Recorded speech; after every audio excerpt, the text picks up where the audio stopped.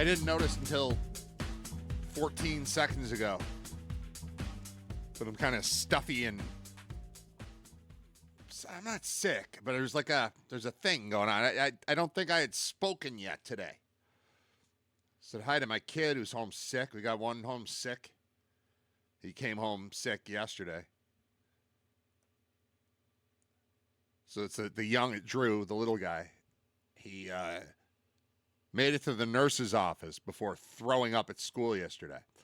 And the other two were talking about it. And Nate, the middle guy, said, I don't think I've ever thrown up at school. Just that there's like a statement he made. It's what it's like having three boys in your house.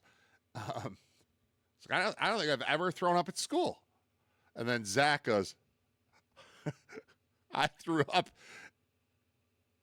and I had a mask on at school. And honestly, in the moment, until just now as that came out of my mouth, I was picturing it must have been Halloween. I forgot that there were a couple of years there where we made our children wear masks to school all the time. And I'm sure that's what he meant, now that I think about it. He's not home because he didn't get sick today. But I'm pretty sure that's what he meant. It was like a COVID. It was the COVID era, that stupid COVID era that none of us are ever getting back. It changed society forever. God, that was horrible. We're still dealing with it. Still dealing with just the repercussions of. I don't want to get all like libertarian on you, and like we're still dealing with the repercussions of the freedoms that we gave up during that. But it's kind of that. It was a pretty crazy time. It messed us up. Remember when? Obviously, you have to have a kid of the exact right age, but remote learning for preschool. That was ineffective. That was no good. When we had a pre-kindergartner who had to sit in front of a laptop for 3 hours a day or whatever it was. That was bad. All of that was bad. And it's 2025 now and it's in the past, but it's not totally in the past. Like I still go to the grocery store, you're still going to see somebody in a mask, which, okay. It used to be the only people I used to see in masks were Asians on flights. And I used to think that was weird of them, that they were so afraid of us. I then came to respect that they were just trying to protect us, I think. I think that's what it was. But it was even back when COVID was coming, because of like the trivia games I was writing and we were dealing with people overseas, there was a woman in Asia who's like, "Oh, it's coming. Do you want masks? I can get you masks." Like, stop it. No, I don't want masks. But yeah, we did that. And apparently Zach at some point got sick in a mask at school. Nate apparently has never been sick at school or never thrown up at school. And Drew, who all of this is attributable to migraine headaches. It's not a virus. It's what's the other one? It's viral or it's the other thing. What's the other thing? Doesn't matter. It's neither of those. It's everybody in this house except for me gets migraine headaches, and they'll just, because the barometer's moving, they suddenly don't feel well, and it's all of them. Wife and 3 kids, all of them are affected by rapid changes in weather. If it's hot one day and cold the next, or vice versa. If it's windy, they just get these headaches, these crippling headaches. It turns out Drew was sick once at school. They throw you out for that. You throw up on the nurse's floor, you're out of there. You're getting picked up. So like right as the show was ending yesterday, I think I went upstairs and my wife wasn't here, or she walked in as I was, whatever, but she had gone to pick up the little guy because he was sick. And you throw up at the school. They don't let you come back the next day, even though he's totally fine. So he's just hanging out, probably playing video games or watching, I don't know, K-pop Demon Hunters or Ricky, Nikki, Dickie, and Dawn. whatever that thing is that he watches. Like, he's fine. Might even bring him on the show. I should bring him on the show today. He's not doing anything. He's not doing anything productive, I'll tell you that. But he's home. I don't remember why I started talking about that. Oh, because I said I feel a little sick. But I don't feel, I'm stuffy. Like, I can, hear that? It's like, I need like a humidifier. What is that, a humidifier? The one that, yeah. Like, I need something. Maybe a lozenge, a throat thing. Tea? Maybe I need tea. Maybe the first time I play a song, I'll go make tea. And then it'll clear everything out. I need some mentholatum. Let's go. I don't think we have that menthol tea, though. I like that stuff. I had tea a couple nights ago. Just for fun. I very, very rarely crave a hot beverage. I don't understand hot beverages. They don't make sense to me. Beverages are for quenching thirst. And something that's too hot to drink does not quench thirst in any way. So what are we doing? We're just messing around. That said, the other night, my wife's like, I'm going to have a hot beverage.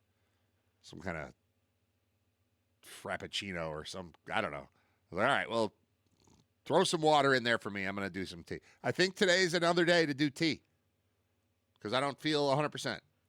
I'm fine. I was fine when I wasn't talking. I was just sitting here reading things. When I was on the phone earlier, I was fine then too. I don't know. It was, within 5 minutes of when the show was about to start that I just suddenly not all there. I'm not feeling it. All right, today's one of those days where I've got 17 different things open on my computer screen, and we're just going to file through them. Also, I had a bunch of stuff written down to talk about yesterday that I never got to because it was, Bill's game, and then Scott was on. So I didn't get to any of the stuff from yesterday. And then I've got a few things written down for today, but I wrote on here previous sheet, which means look at the stuff you were going to do yesterday and do that today.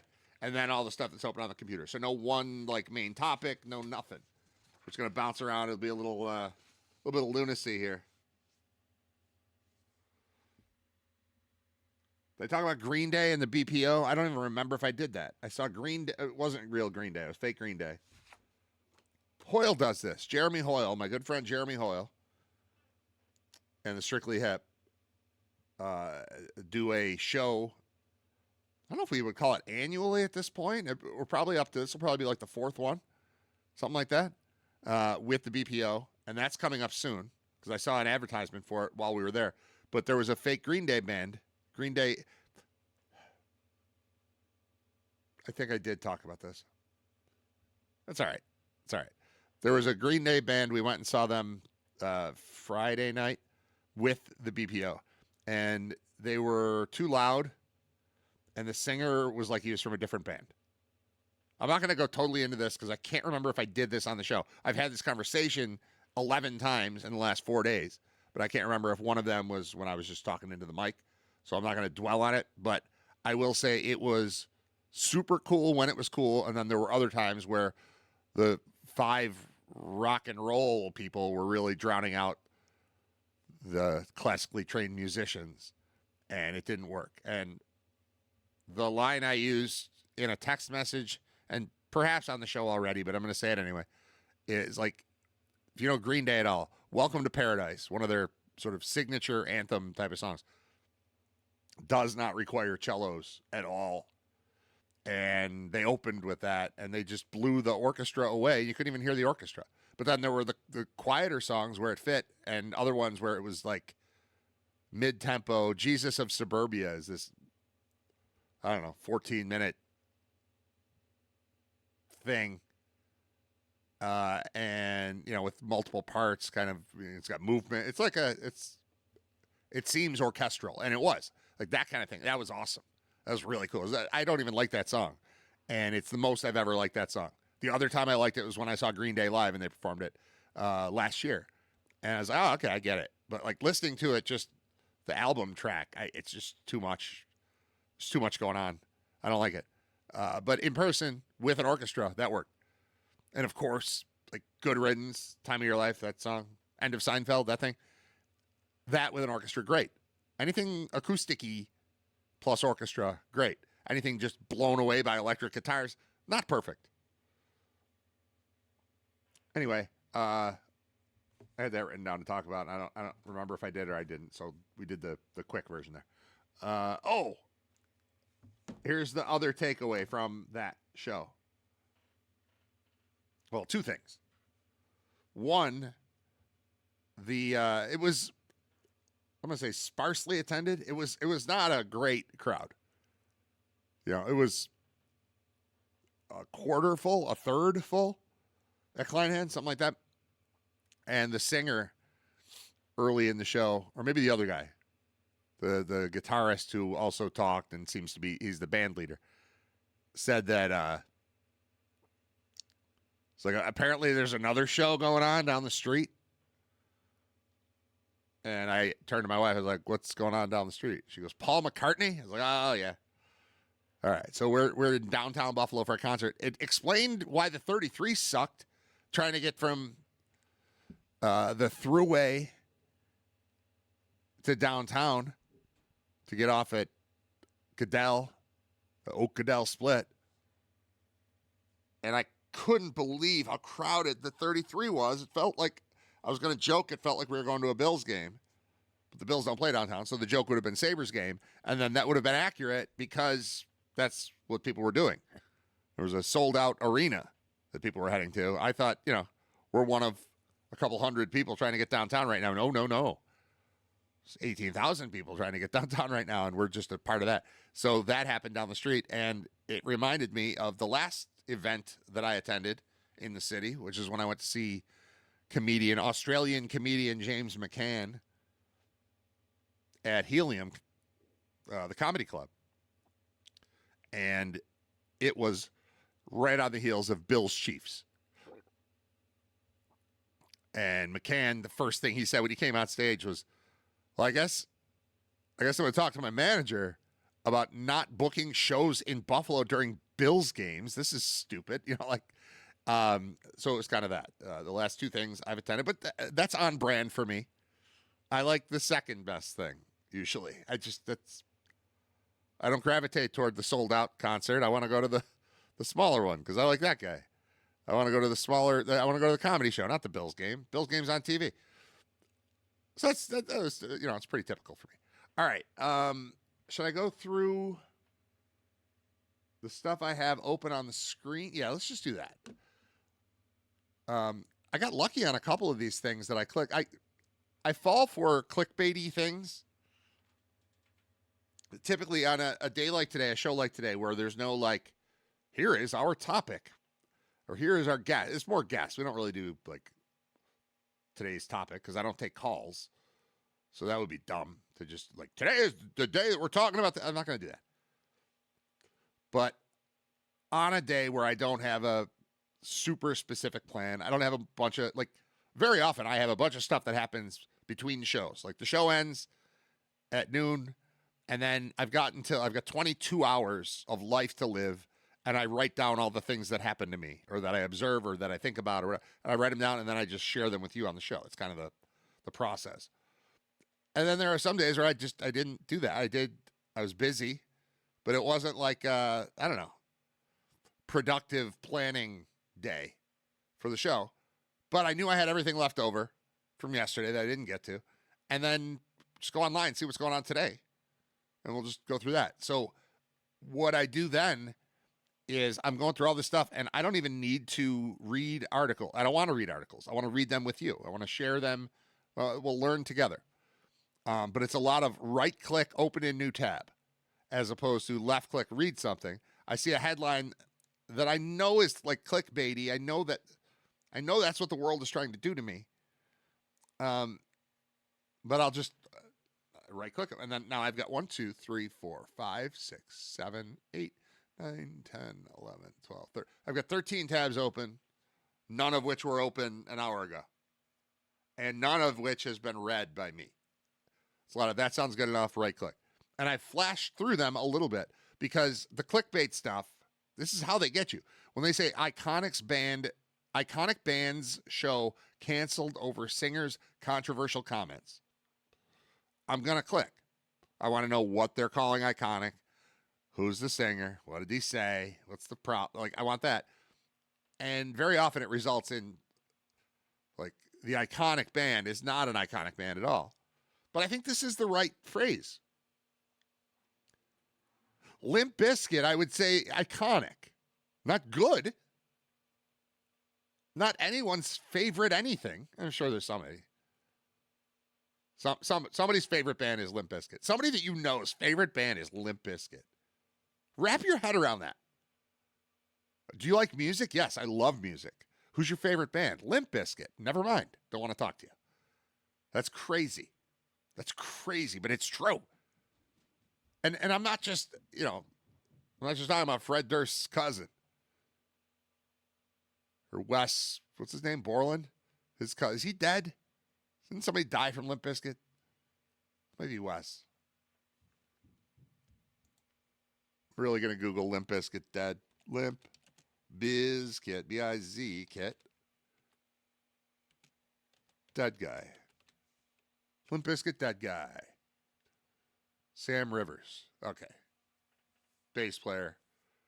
Died in October. Okay, yeah, this just happened. They called him their brother in their heartbeat. And he died in October 1 month ago today. 1 month ago today. Let's check on that. Sam Rivers. Today we lost our brother, our bandmate, our heartbeat. The band wrote on Saturday. And this isn't going to work because it's Rolling Stone and I'm not paying you to subscribe to your magazine. Well, he's dead. That's not the point. The point is that when I click on iconic band, I want to see what, and this one delivered a little bit. Like, of course, they got a show canceled over what Fred Durst said. He's still out there being Durst. Their heyday was the 90s, had one of their shows canceled due to the lead singer's past statements. Metal Injection, the source of all things true, Metal Injection reports that Limp Bizkit was set to perform in Tallinn, which is the capital city of Estonia, in May of next year. That announcement was made like a week and a half ago. However, that show date is no more as of the publishing of this report. And then I'm not going to pay penlive.com for their services either. That's all they gave me in the article. He said something a while ago. Somebody noticed it now. Show is canceled. So if you had tickets to see Limp Bizkit in the capital of Estonia in May, you're going to want to try to get a refund on those. That show is not happening.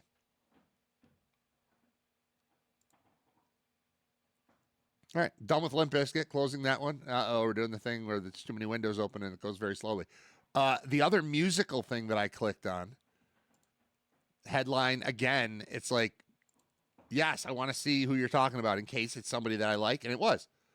It was beloved folk country artist performs beautiful rendition of iconic Rolling Stones song. I'm a sucker for iconic today, apparently. You put iconic in your headline, I'm right-clicking you and then reading you live on Riter Radio, episode 212. Coming at you on November 18th, 2025. This one's about Jason Isbell, which is cool. Like, I always want that to be the beloved. I'm like, all right, beloved, however you say the word. He beloved. I be loving him. He beloved. But it's Jason Isbell, and he did Wild Horses at the Country Music Hall of Fame, and people liked it. That's the whole story. I was just happy to see. Oh, we can hear it. Hold on. Is this going to work? How do I? There we go. You decided to show me the same. No sweeping exhale or off stage line. That was nice. Could make me feel better. Treat you unkind. Wild horses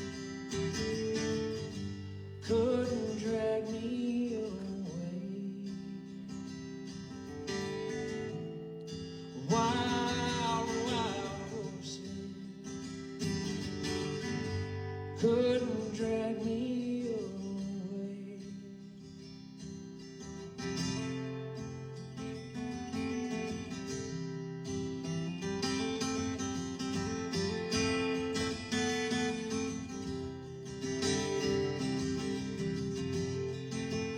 All right, good enough. Yeah, that's cool. All right, good. I like that when it says iconic and Stones, and it's like, oh, it's a guy I love, and he's playing a song I know, which is cool. Is anyone else picturing the movie Fear? I'm in the house. Remember that? Fear? I'm going to find Fear. Fear movie. 1996 film. Reese Witherspoon. Marky Mark. Let me in the house. Right? That was in the trailer. All right, there's a trailer. We're doing it. Oh, hold on. Now we gotta pause that. Gotta make sure Isabel shuts up. Stop it. Close that. All right, Fear.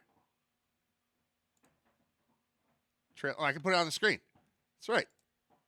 I've got that option. Go full screen there. Ha ha. I gotta get rid of this logo. Why is this so big? Hang on. I promise. This is all for you. I swear this is for you. It'll be good. It'll be great.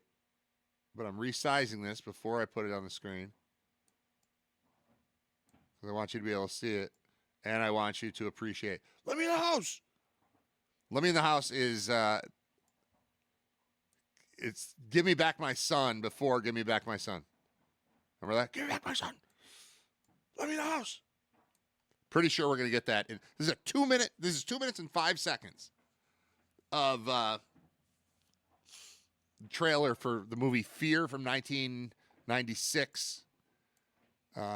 Things I remember about it include the song Wild Horses, Let Me in the House, and Marky Mark letting his fingers do the walking on a roller coaster. Let's see if that's in this trailer. Weird movie.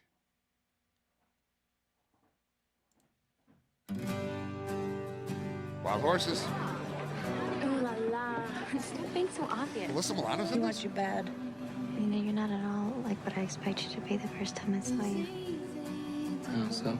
You're just sweet. He's not. Meet David McCall. Pleasure to meet you, sir. Same here, David. Nicole's curfew is 12 o'clock. The late great J.T. Walsh. Hello. Yeah. You remember that song and dance about David in some perfect little town back east? Something like that. Well, guess again. He's got no family, no address, no work Like Amy record. Madigan? Yeah, there we go. Big deal, Roller Laura, coaster. is that the guy gives me the creeps, and the girl is my daughter. This is all about David. Something wrong with But your problem with David, not He's mine. not a good guy. Well, this is gonna stop. Tell me you need me. I need you, David. Nicole! Relax, Steve. We're friends and practically family. The guy is a psychopath.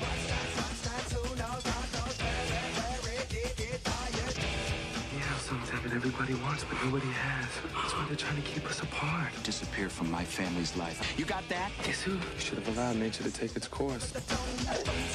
In the end, it will anyway. Mr. Walker, you okay? So let me know! There it is. Call, lock your door! The phone is dead.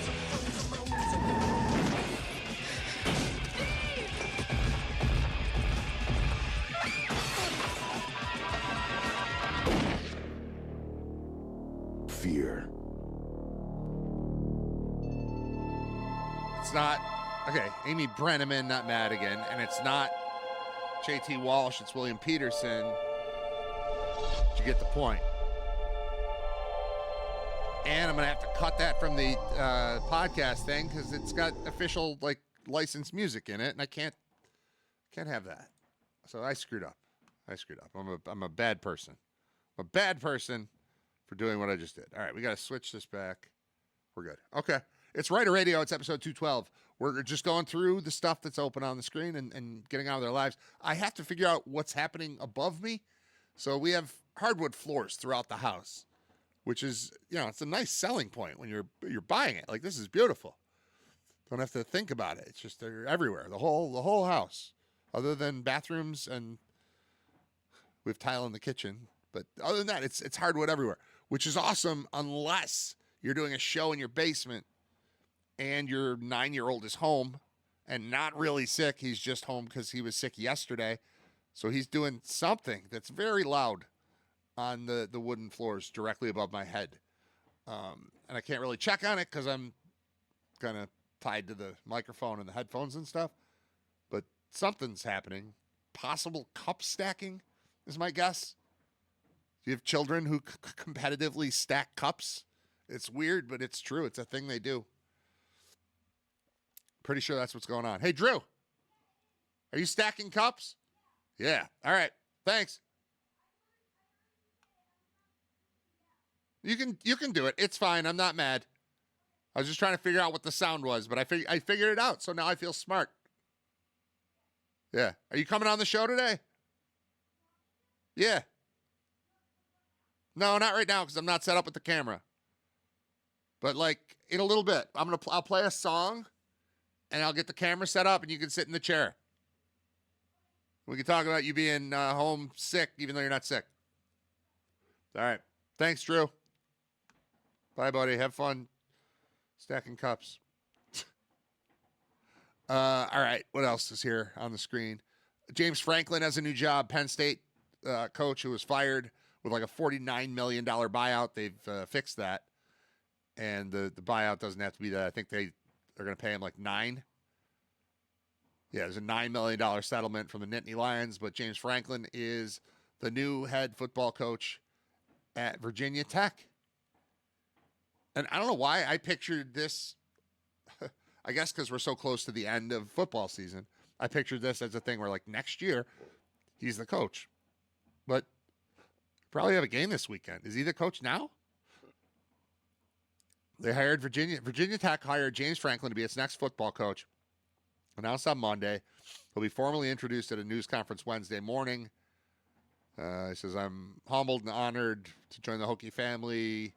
My vision is simple, to restore unmatched excellence, to build something that lasts, and to serve this university, the Commonwealth of Virginia, and our amazing fan base with honor, integrity, and passion. I like James Franklin. I think he's cool.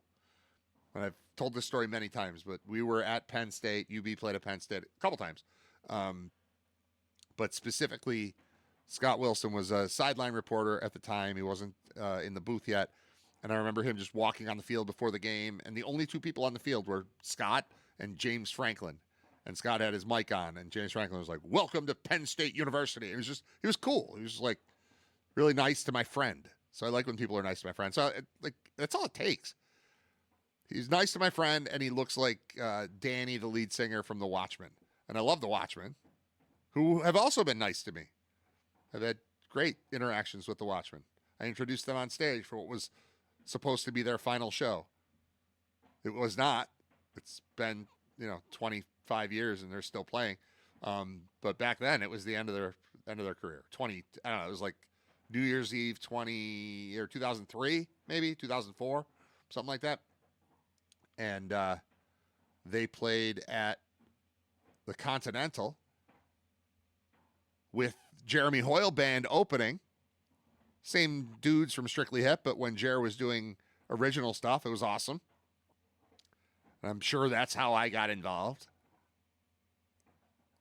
And so I like them too. And then James Franklin just looks like Danny. Franklin was originally owed a $49 million buyout after being fired by Penn State October 12th. Part of his deal with the Hokies, sources confirmed, include a $9 million settlement from the Nittany Lions. He went 128-60 over 12 seasons at Penn State and 3 at Vanderbilt. Brings a resume that includes winning more than 68% of his games. That's always the goal.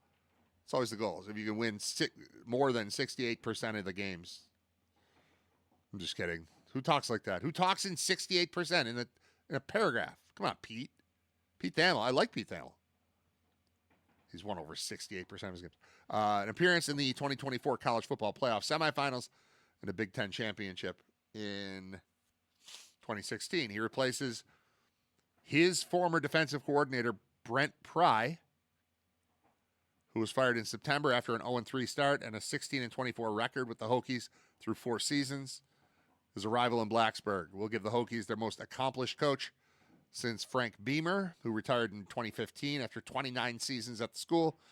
Since then, Tech has endured the underwhelming tenures of Justin Fuente and Pry as the school struggled to assimilate to modern college football. Yeah, Pete Thamel's a good writer. After firing Pry, Tech's Board of Visitors passed a plan to add $229 million to the athletics budget over the next 4 years. Seems like a lot. The move was to help make Tech a more attractive job and attract a candidate who could revive the school's lagging football fortunes. The athletic director, Whit Babcock, W-H-I-T, Whit Babcock, said James Franklin embodies the spirit, vision, and relentless pursuit of excellence that will elevate Virginia Tech football back on the national stage where it belongs. As a landmark moment in our program, James is a dynamic leader, a relentless recruiter, and a coach who has proven he can build and sustain elite championship caliber programs. We're thrilled to welcome him and his family to Blacksburg and to entrust him with the future of Virginia Tech football. So what's the deal here? Where's their schedule? I have to look up their schedule. What's their situation? All right. Virginia Tech. I mean, it's November 18th. I guess they could be almost done. Virginia Tech football schedule. I mean, is he just on the sideline Saturday? They're at Miami. So, yeah, right? He's just there? How's that work? I'm not a football coach.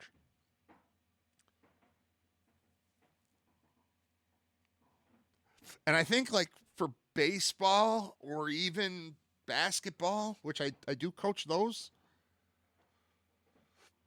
I think you could just step in and be the coach right away. How are you the football? It was announced Monday. I'm reading it Tuesday. He's being introduced Wednesday. They play Saturday. He's the coach?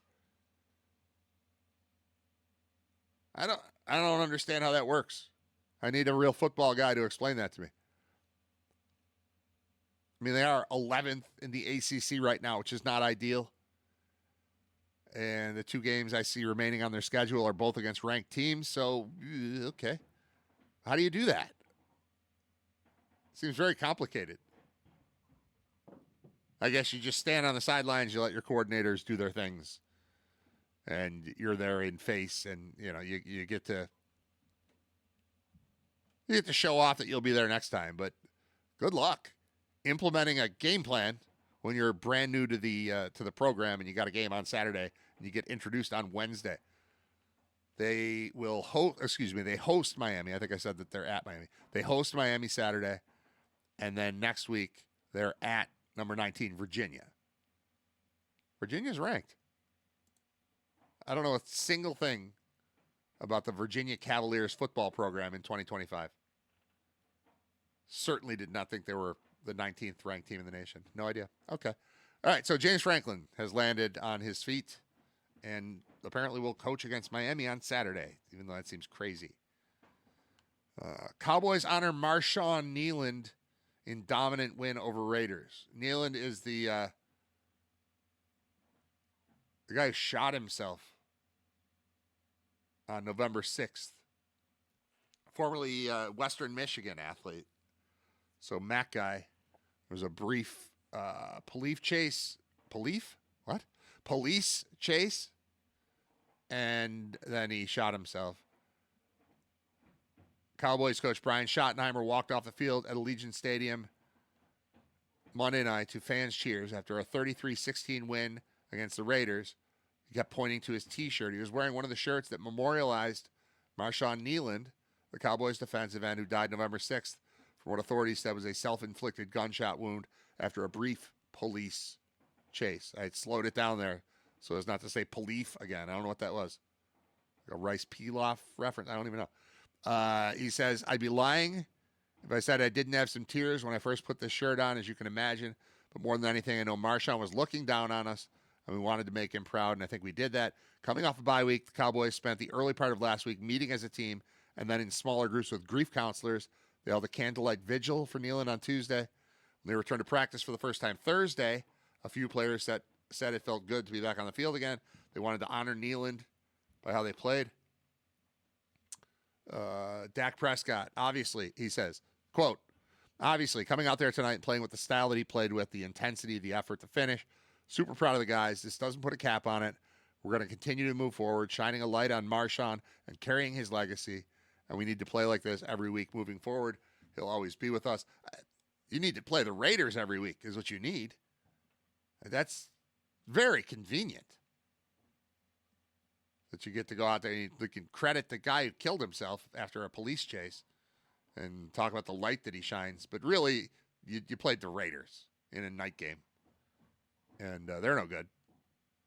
The Jets are benching Justin Fields for our good friend Tyrod Taylor, or Tyrod Taylor, as he prefers to be called, but we had it wrong the whole time he was here, so I'm just sticking with the incorrect pronunciation because it doesn't matter at all. He's going to start Sunday against the Ravens. He's 36. They drafted him in 2011, and he's still around. Aaron Glenn is the head coach. He informed the team of the quarterback change at the Jets Monday meeting when they reconvened after their mini bye. Tight end Jeremy Ruckert played with Justin Fields at Ohio State. Said, it stinks to be a part of the demotion. I take it personal. All the hate, all the talking that goes toward him, I take it personal. I'm one of the guys that takes the field with him, and I wish we could have done a better job to help him out.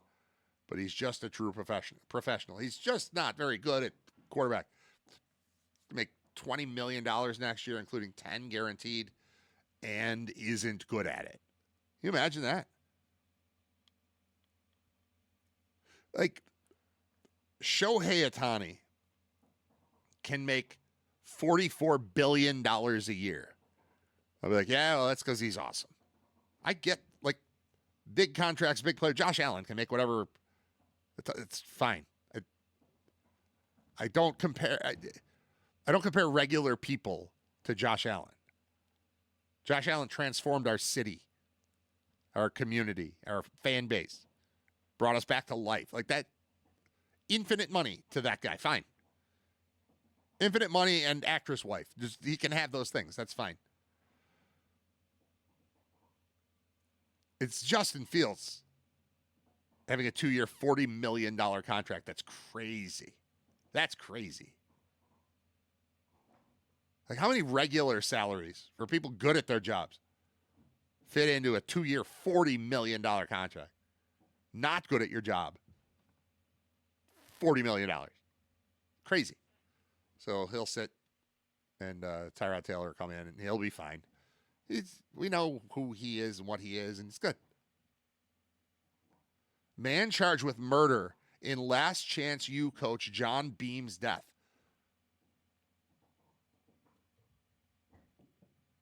I need to see a picture of John Beam.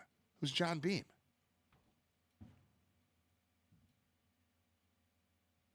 I watched Last Chance U, I think every season of it. So I'm going to know this guy once I see his picture. A 27-year-old man was charged Monday with the murder in the death of John Beam, who died Friday after being shot in the head on the junior college campus in Oakland where he worked. Cedric Irving Jr. could face 50 years to life if convicted.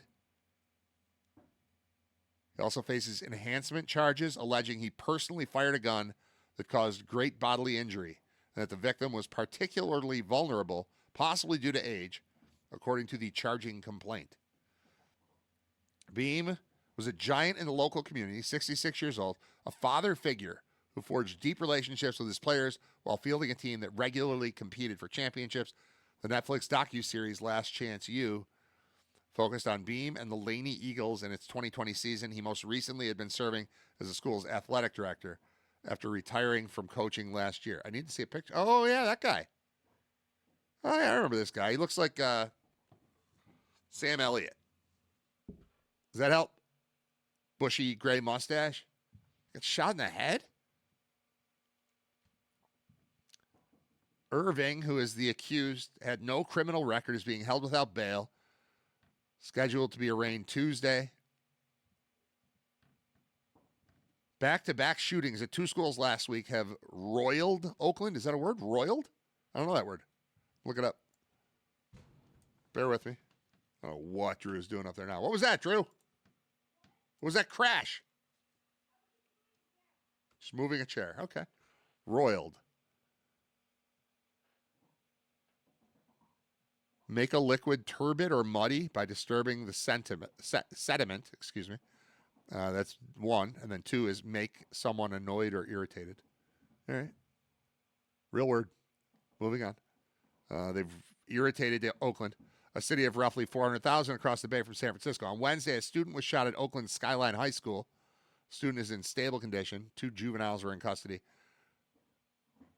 The Skyline students were on a field trip at Laney College and had to suffer through 2 lockdowns in the same week. So it was time to bring accountability into the debate over gun violence because too many young people were being hurt by easy access to firearms.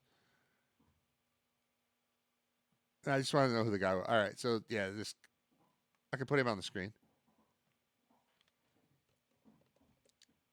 Maybe you'll recognize him too. There, switch that. That guy. Remember that guy? I don't think that was an especially interesting season of Last Chance U, but I definitely remember this dude.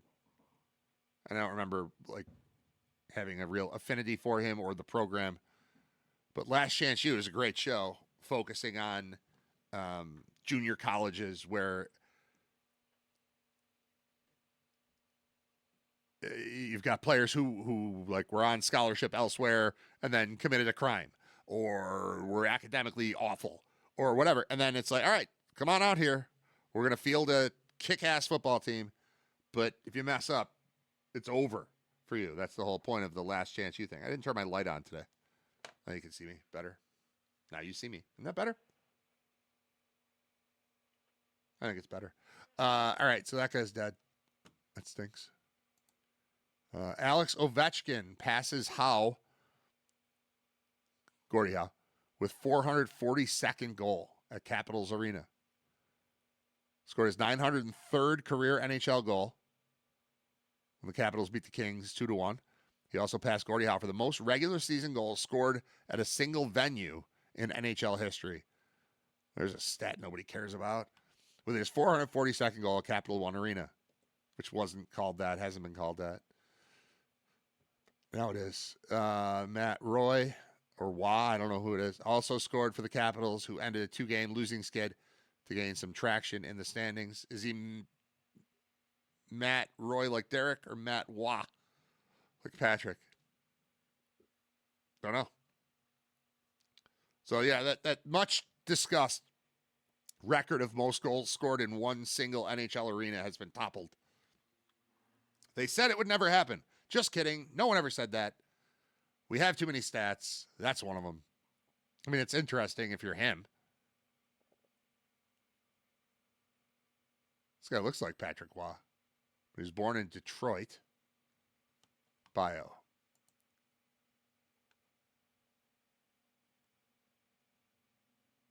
I'm looking this guy up. Then we're going to take a break and play a song, and then I've got 17 more things to get to. Matt Roy Wiki.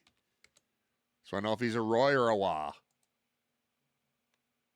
Professional defenseman.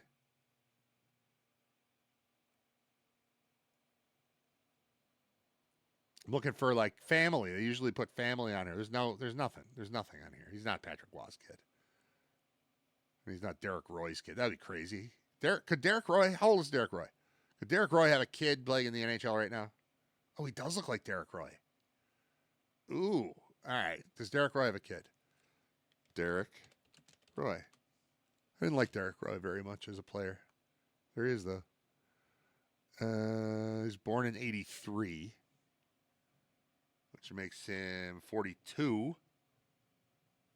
Yeah, he could. He could have a kid. Personal life. It's Derek Roy. He's a native of Rockland, Ontario.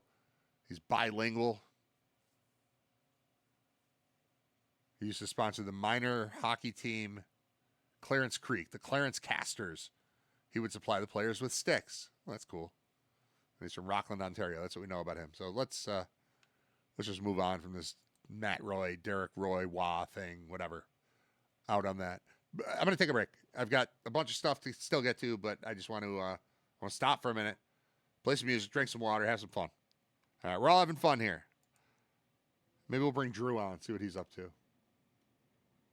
Does that sound fun? That sounds fun to me. All right, stick around. It's episode 212. Yep, 212 of Riter Radio.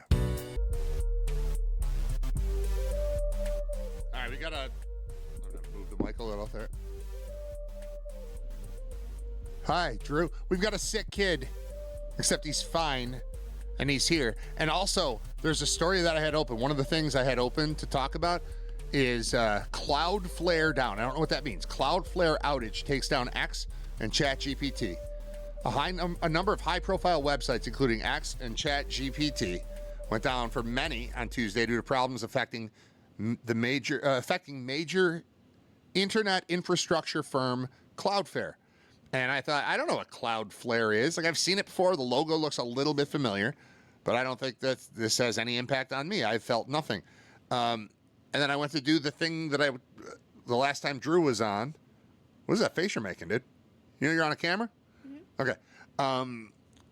The last time Drew was on, I had him sitting off to the side of me, and then I used the phone as a second camera, and then it looks like he's in a different place, and it was perfect. He had a microphone, and I went to do the thing, and I had a Cloudflare failure notification.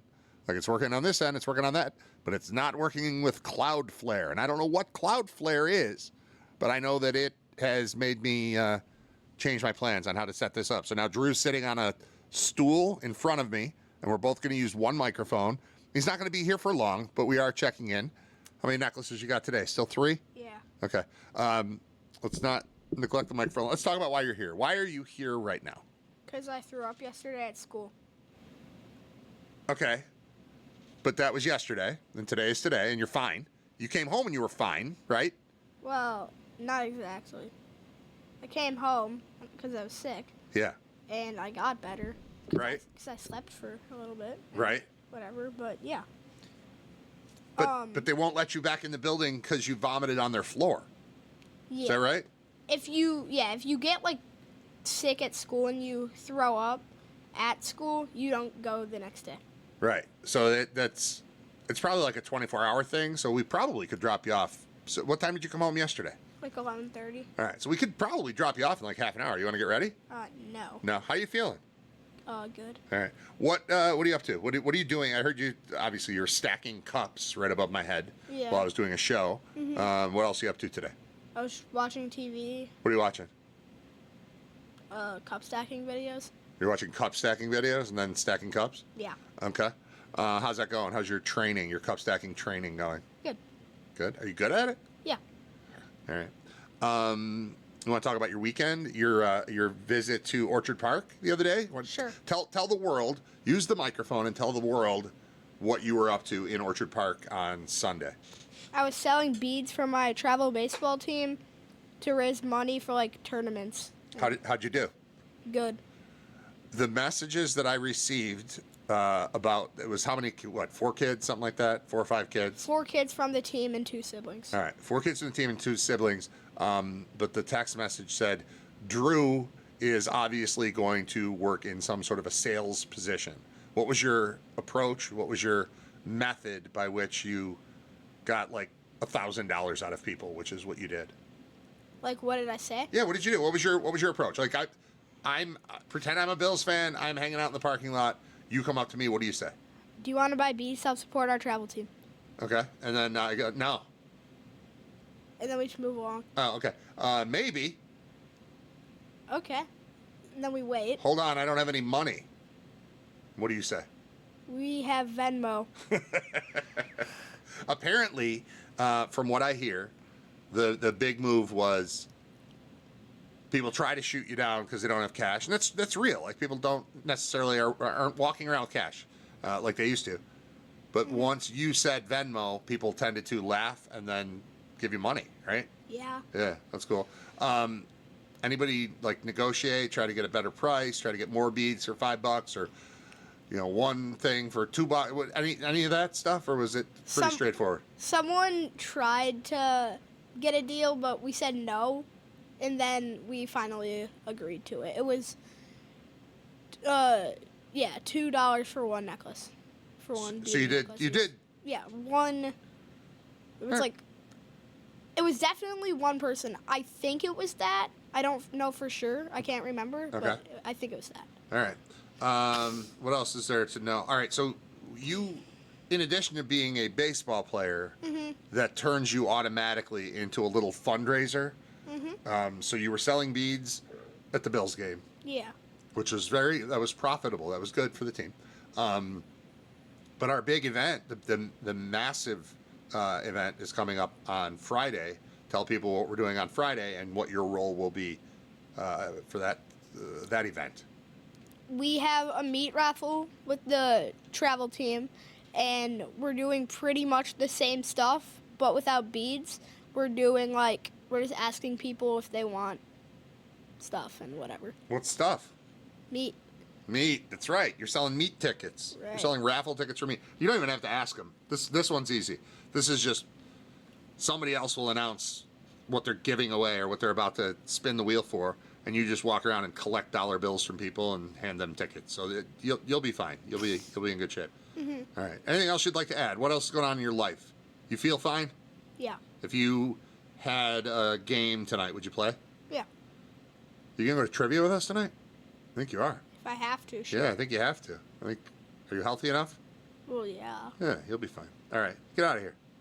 Okay. Unless you got something else. You got something else to say, that's cool. But if you don't, you can just leave. Oh, the game from Saturday. The game Saturday. What game? Baseball. Salem's, yeah. Oh, yeah. All right, you want to talk about your game? Yeah. Go ahead.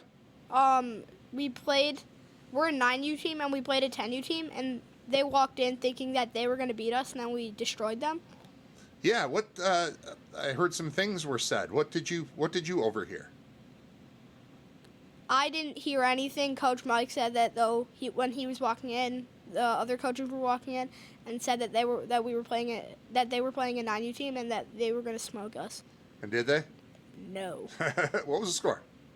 Either 15-1, 15-2, or 15-3. I could probably find that in my phone, couldn't I? Yeah. How'd you do?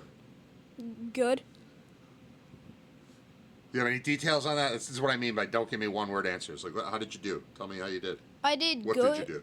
I had a cool play in the last inning where it was like a chopper up the middle that my pitcher missed, or that he deflected, that I got, and I made the play. At short. First. From short to first. Yeah, that was good. All right, I'll find the score. And I think I went. Where's that? Game Changer? Game Changer will have the score. Let's see how you did. Yeah, I think. Let's see if you're mentioned in the recap. They do like an AI. There's an article that comes out about every game. Let's see if we got anything about you. Because sometimes you wind up in like the headline of it, which is really cool. 15-3. Yep. Southline Shamrocks 9U roll past New York Stingers Black 10U. Do you get mentioned? Got on the board in the first. You're not mentioned. Oh, here you are. Shamrocks added to their early lead in the bottom of the third when Joey M. was struck by a pitch. He got hit in the head, driving in a run. Henry drew a walk, scoring 1 run. And Andrew R., singled, scoring 2 runs. So 2 RBI.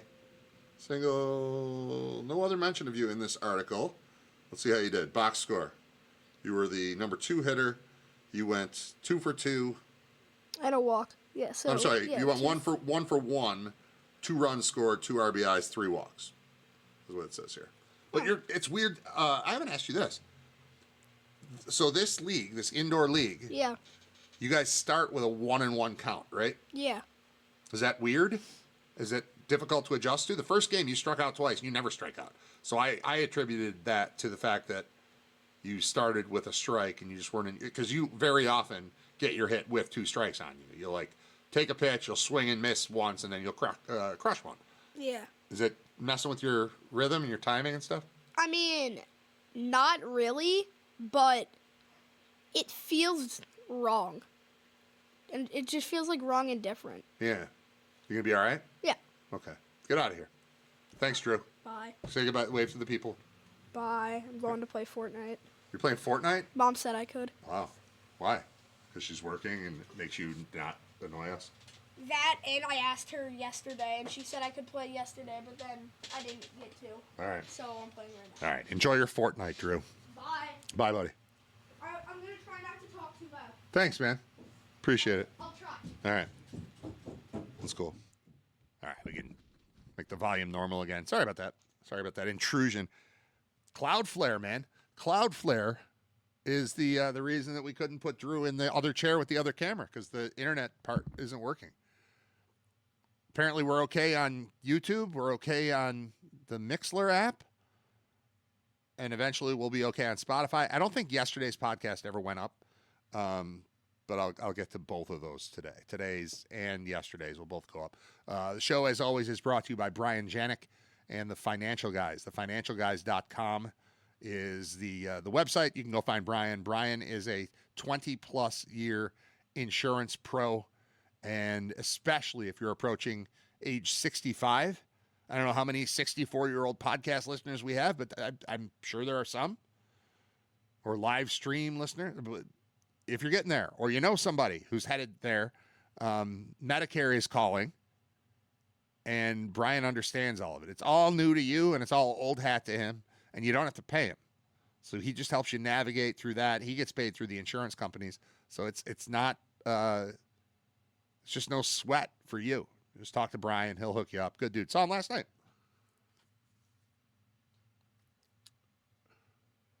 Cloudflare.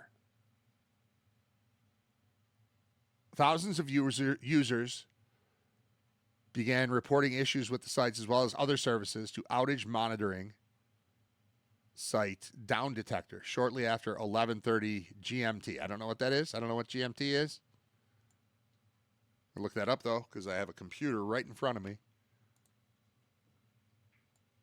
I know what roiled is now. GMT time where? With that. Greenwich Mean Time. So it's currently 4:16. And this started at 11. I don't know. I lost the thing already. 11:30 GMT. So like 5 hours ago this started. 6 a.m.-ish. And then when I went to use the camera that uses an online thing, it's like, no, sorry, Cloudflare can't do it. So that's what it's impacting. Cloudflare said in a statement it had seen a spike in unusual traffic to one of Cloudflare's services beginning at 11:20, which caused errors for traffic passing through its network. We do not yet know the cause of the spike. We're all hands on deck to make sure all traffic is served without errors, but I couldn't get the camera to work to bring Drew on. So something still isn't right. I think I'm going to play another song just because we did the quick Drew thing, and I would like to reset that and get the mic back to functioning correctly. And it looks like there's going to be a vote on releasing the Epstein files today. So the whole world might change dramatically between now and tomorrow's show. And if it does, I'm here for it. If it doesn't, we'll just, get ready for football this weekend or whatever. But this could be a real thing as soon as today, which is, I don't know if fun is the right word, but interesting. Very, very interesting. All of it could come down today, which is crazy. All right, it's Riter Radio. A couple songs. Be right back. There's some weird audio thing that just happened there. I don't know what it was.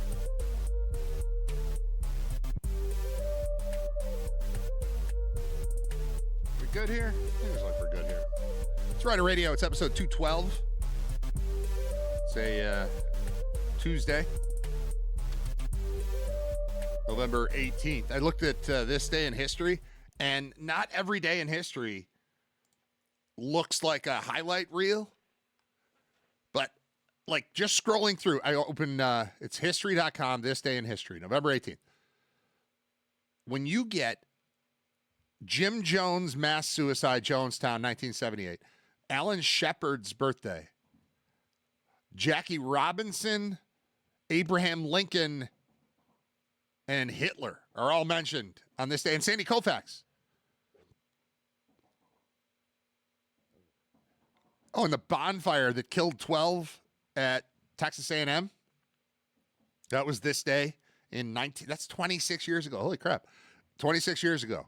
Bonfire at Texas A&M killed 12. Thousands of logs stacked 59 feet high for a massive pre-football game bonfire. It collapsed and killed 12, injured nearly 30. That happened on this day, but that's a pretty active day. If Sandy Koufax retired on this day in 1966, he was 30. We didn't get enough of Sandy Koufax. Hitler furious. Well, yeah, furious, right? Führer, get it? Führer. All right. Hitler furious over Italy's debacle in Greece. So, yeah, let's put that in the news. It's 1940, and Hitler's mad about something. Railroads create the first time zones. At exactly noon on this day, American and Canadian railroads began using 4 continental time zones to end the confusion of dealing with thousands of local times. The bold move was emblematic of the power shared by the railroad companies. Would you have thought? I wouldn't have connected railroads and time zones to one story. This is interesting. This is why once in a while, you got to go to history.com. Learn what the hell's going on. What happened? How did we get here? What have I become? At exactly noon on this day, they started using 4 time zones. The need for continental time zones stemmed directly from the problems of moving passengers and freight over the thousands of miles of rail line that covered North America by the 1880s. Since human beings had first begun keeping track of time, they set their clocks to the local movement of the sun. Even as late as the 1880s, most towns in the U.S. had their own local time, generally based on high noon or the time when the sun was at its highest point in the sky. As railroads began to shrink the travel time between cities from days or months to hours, however, these local times became a scheduling nightmare. I can see that. What is the point of time if we're not all using the same one? Yeah, that's rough. But I get it. What did I care what time people were doing things in California?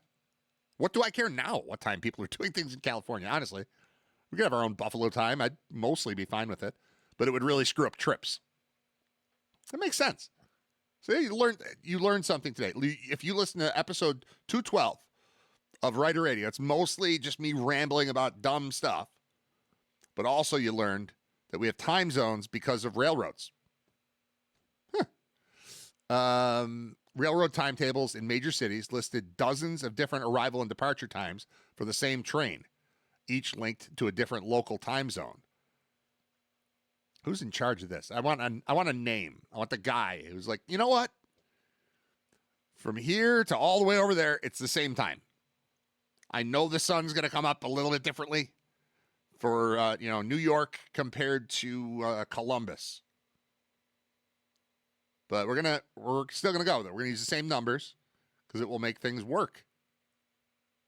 Efficient rail transportation demanded a more uniform timekeeping system rather than turning to the federal government of the U.S. and Canada to create a North American system of time zones. The powerful railroad companies took it upon themselves to create a new time code system.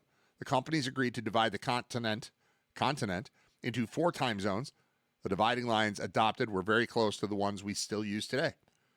Most Americans and Canadians quickly embraced their new time zones since railroads were often their lifeblood and main link with the rest of the world. However, it was not until 1918 that Congress officially adopted the railroad time zones and put them under the supervision of the Interstate Commerce Commission. On this day in 1863, little president named Abraham Lincoln got on a train using the time zones, you'd think. Oh, wait. When did we say the time zones kicked in? Exactly noon on this day. In what year? It doesn't say what year. 1883. Okay, same year. Look at this. They fixed the time zones, and that same day, Lincoln got on a train using the new time zones, probably. It kicked in at noon, so if he left in the morning, it wouldn't be there yet. But he's probably on, Track Force 1 or whatever. What would you call the train? You put the president on a train, it's got to have a special name, right? Maybe they didn't back then. Anyway, he traveled to Gettysburg to deliver a short speech the following day at the dedication of a cemetery of soldiers killed during the battle there, July 1 to 3, 1863. The address Lincoln gave in Gettysburg became one of the most famous speeches in American history. You know what that was called? The Emancipation Proclamation. No, I'm just kidding. It was the Gettysburg Address is what it was. We went to Gettysburg, I don't know, it was last year or 2 years ago. We were in Gettysburg, and we were right there at the site, the cemetery that exists, and there are all these signs about being respectful and whatever. And then, like, I have a picture that I took somewhere of the sign that says to be respectful here, and then also drew the then, I don't know, probably 7-year-old doing the gritty, which is that stupid kid dance. Kids and Justin Jefferson.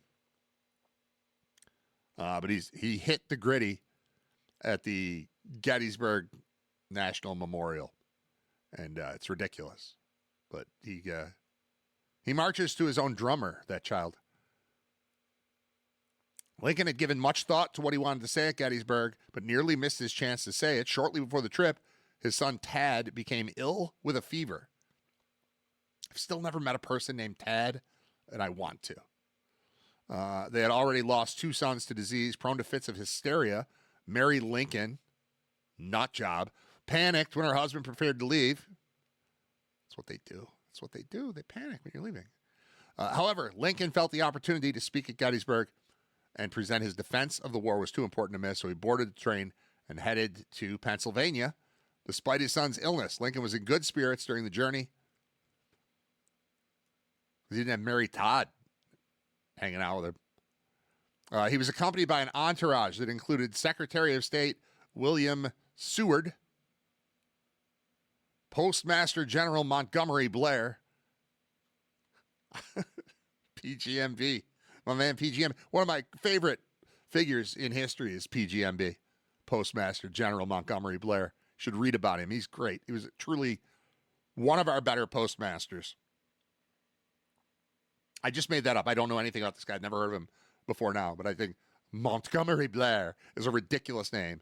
Postmaster General is a ridiculous title. And when you combine them together into Postmaster General Montgomery Blair, and he's part of the traveling party on Track Force One, the train bringing our man Abe Lincoln from D.C. to Gettysburg. It's funny to me. Also on the trip, Interior Secretary John Usher. Yeah.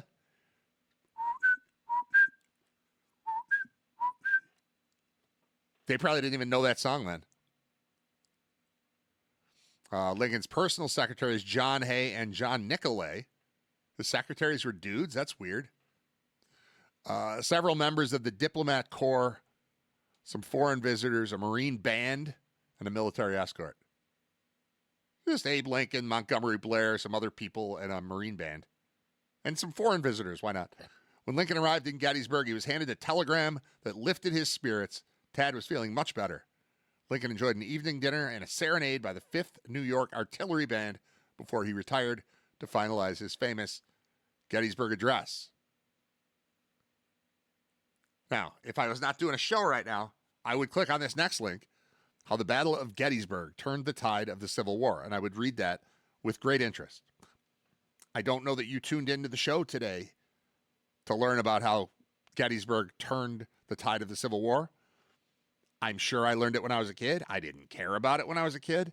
Now I do. And I would like to read that, but I don't want to bore you with it because I don't expect most people to care about Gettysburg today. So time zones, Hitler, Sandy Koufax. Oh, Jackie Robinson. This is weird. Where's that one? Jackie Robinson. Where'd you go? Jackie Robinson. I can't find the story that I want to read. He. Where did you go, Jackie Robinson? He was named... Oh, it was just there. 3 years after breaking Major League Baseball's color barrier, Brooklyn Dodger Jackie Robinson becomes the league's first black MVP. I think it's pretty disrespectful to have that as an award. First of all, he's the one who breaks the color barrier. So now if we have the regular MVP and then the black MVP, he's going to win it every time because he's the only black guy. He's the first black. So it's dumb to have that award and then just, hold on, I'm being told it was not a separate award. He just is a black guy who won the MVP. He was not awarded the first ever black MVP award. I apologize. I was very confused by that. I misunderstood because that didn't make much sense. All right, who's the MVP? Okay. And then who's the black MVP? Jackie Robinson. How'd you pick him? Well, he's the only guy in the league that would fit the criteria. They didn't really do that. Sometimes that was all way funnier in my head than it came out. Terry Waite was released in 1991 after a 4-year kidnapping in Lebanon. I clicked on this because I remember his name, and there's a part of me that thinks there's a Buffalo connection to this guy. Shiite Muslim kidnappers in Lebanon free Anglican Church envoy Terry Waite after more than 4 years of captivity. Waite, looking thinner and his hair grayer, was freed along with the American educator Thomas Sutherland after intense negotiations by the United Nations. Is there a Buffalo connection to Terry Waite? I'm going to look this up. I may be confusing it with another story, another person who was captive somewhere. He's British, so that's probably not Buffalo. What am I thinking of? Who am I thinking of? Terry Waite. It was a big deal. We talked about him all the time. I remember this. He was always on the news. But looking at this, like, I'm not interested in him at all. None of this is relevant to my life. In 1980, he successfully negotiated the release of several hostages in Iran.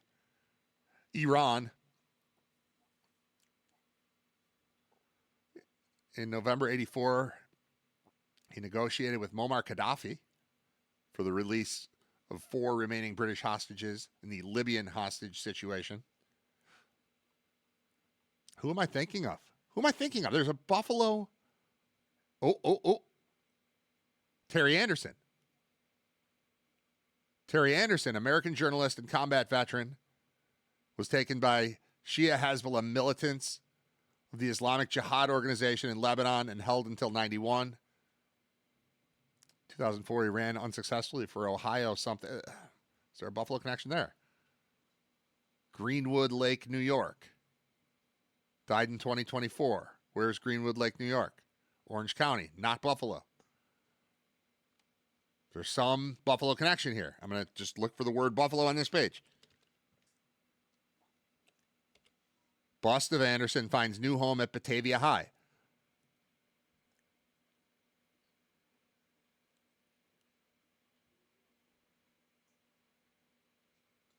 A bust of former hostage Terry Anderson, consigned to a cluttered storeroom a few months ago after standing in the Genesee Country Mall during much of his captivity, is headed for a place of honor in Batavia High School.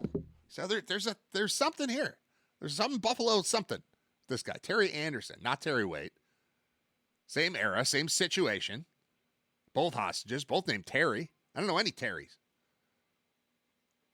I know one Terry. I think I know one dude named Terry. My whole life, I've known one dude named Terry. We had 2 Terrys. They were both hostages at the same time. Weird. All right, done with that. Close that. I keep clicking on links about Stefon Diggs and his baby with Cardi B, but then I start feeling just old and out of touch when I read it, because there are just all these mentions of like rappers I've never heard of. Like she had 3 kids with a rapper that I don't know. And then like Diggs, he can still play. Like we're seeing that, but Man, I didn't need this around the Bills.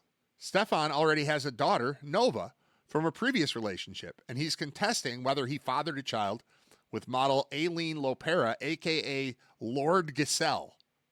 What are we talking about? As we first told you, this is TMZ. They're always right. We obtained video of Stefan leaving a hospital with a car seat in his hands back in May, exactly one day before he hard launched his relationship with Cardi B. I don't know what that means. The cheerleader looked surprised. Oh, wait, this is a totally different thing. He threw a football to a cheerleader. I don't want to read this. We don't need this. We don't need this drama. We need Gabe Davis. We got Gabe Davis back. I'm thrilled about Gabe Davis being back. He doesn't father children with rappers ever. Maybe he did or will. I don't know. But he's not that kind of guy. That's not the kind of thing I expect out of Gabe. Diggs, yeah. Seth Meyers responds to Trump's calls to fire him. I finally have something in common with Marjorie Taylor Greene. He delivered a signature wry response to the president's over-the-weekend public lashing, describing Trump's public call for the late-night host to be fired, quote, a thoughtful piece of fan mail. Opening his A Closer Look segment on Late Night with Seth Meyers, the comedian joked about the novelty of getting a shout-out on the news as a result. You guys, they said my name on TV. It's not often you hear the name Seth Meyers on TV before midnight. Now, as I said before, I prefer to handle these situations the way you handle an angry driver who honks and flips you off on the highway. You just ignore them. Unless you're in New Jersey, then technically that's a marriage proposal. Myers added he wasn't bothered by the attack, which is the latest in a line of Truth Social posts. That's a real thing, huh? Truth Social and Blue Sky are real. People go to those. Somebody showed me something once on Blue Sky, and I didn't like it. I was like, here, look at this. But I've never considered going there on purpose. And Truth Social, that Twitter's fine. It's annoying. But I still I feel like everybody should be talking in the same place. Isn't that the point? Instead of having your own little club. Oh. He said he wasn't bothered. Myers maintained he has plenty in common with other public figures on Trump's bad side, most of whom are embroiled in the ongoing feud concerning the release of the Jeffrey Epstein files. So I'm also aware that being attacked by the president this weekend doesn't make me special in any way, shape, or form. I was simply on the same list as Christopher Wray, James Comey, Indiana Republicans, Thomas Massie, Rand Paul, Marjorie Taylor Greene, and former President Joe Biden.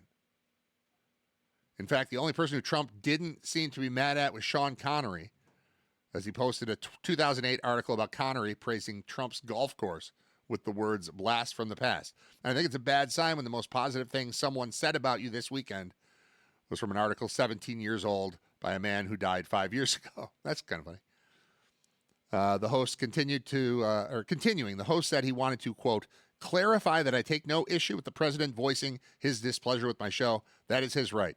And on a lot of nights, he's got a point. Specifically, Myers wanted to give some grammar advice, singling out Trump's dangling modifier. He was viewed last night in an uncontrollable rage. What's with the passive voice, my man? I was viewed by who? Was it you who viewed me? And did you view me exhibiting an uncontrollable rage? Or did viewing me send you into an uncontrollable rage?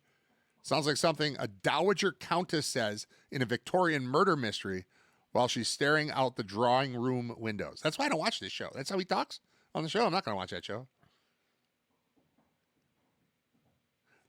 If you have YouTube TV, we spent a couple weekends without football, but we're back. And I think this is a public service that I will issue because I got lucky in seeing this article. How to redeem a $20 credit. They're giving you, if you're a YouTube TV subscriber, as I am, there's a $20 credit, and here's how you get it. And I think this is kind of a joke. Of course I want the $20. Give it to me.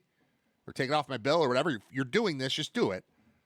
I shouldn't have to opt in for the $20, but I did because I saw this article. So anybody else who has YouTube TV, to redeem your credit, go to the Updates tab in membership settings using your web browser and follow the prompts. Once complete, this discount will be applied to your next bill for YouTube TV. And it was one click, but you had to find it. You have to click on your little icon that's, your face or whatever. Mine's my Riter Radio logo. But you click on that, and then it opens up. You open up settings, and then at the very bottom is updates. And then if you go on updates, it says click here to redeem your thing. And I did it, and it immediately worked. There wasn't like a whole bunch of stuff to click. Just one thing. It's like, all right, gotcha. $20 coming your way. So if you got YouTube TV, updates in membership settings, go to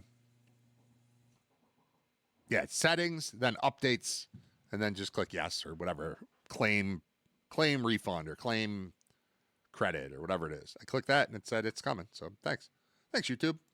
Thanks for hooking me up. I honestly, there was one of the 4 big football days where things were missing, which would have been Saturday and Monday.